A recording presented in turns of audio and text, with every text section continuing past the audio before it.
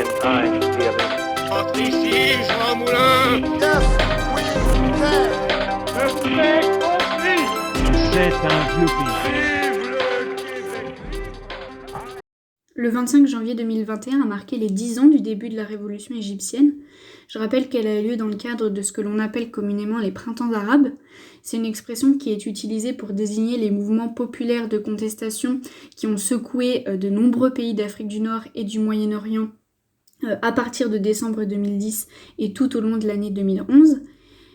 Et une décennie plus tard, donc en 2021, malgré une situation politique, économique et sociale actuelle critique, certains refusent de voir la révolution de 2011 comme un échec.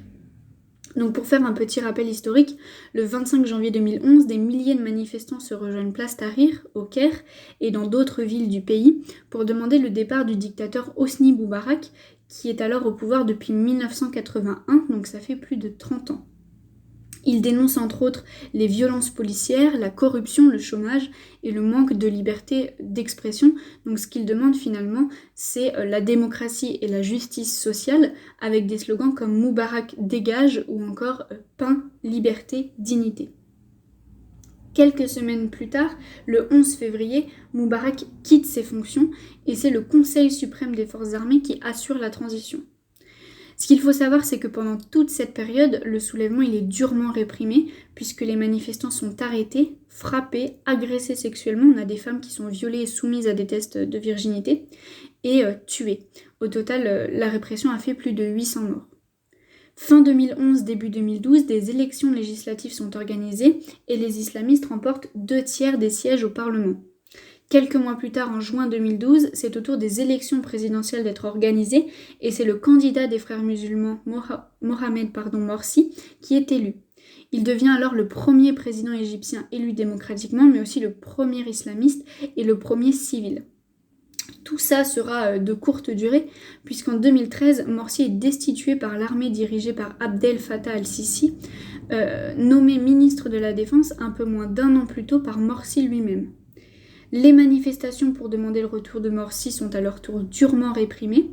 Les islamistes puis les libéraux sont arrêtés et emprisonnés et l'organisation des frères musulmans est déclarée illégale. Depuis, Al-Sisi se maintient au pouvoir à l'aide d'élections sans réelle opposition, une première fois en 2014, puis une seconde fois en 2018.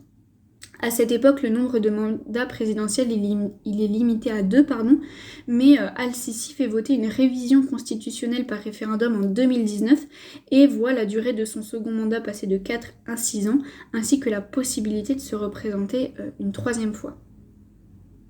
Comme je l'ai dit en introduction, Al-Sisi il dirige le pays d'une main de fer aujourd'hui. L'organisation Amnesty International qualifie même l'Égypte de prison à ciel ouvert.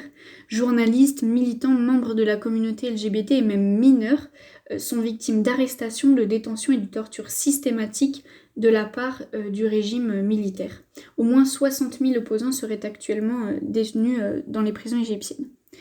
En résumé, la liberté d'expression et les droits humains sont bafoués, sans parler bien évidemment de la situation économique catastrophique qui a vu la Banque mondiale estimer à 60% le nombre d'Égyptiens pauvres ou en situation de vulnérabilité. Et tout ça, c'est un ensemble de facteurs qui n'a pourtant pas empêché Emmanuel Macron de décorer le dictateur de la Légion d'honneur lors de sa visite en France en décembre dernier.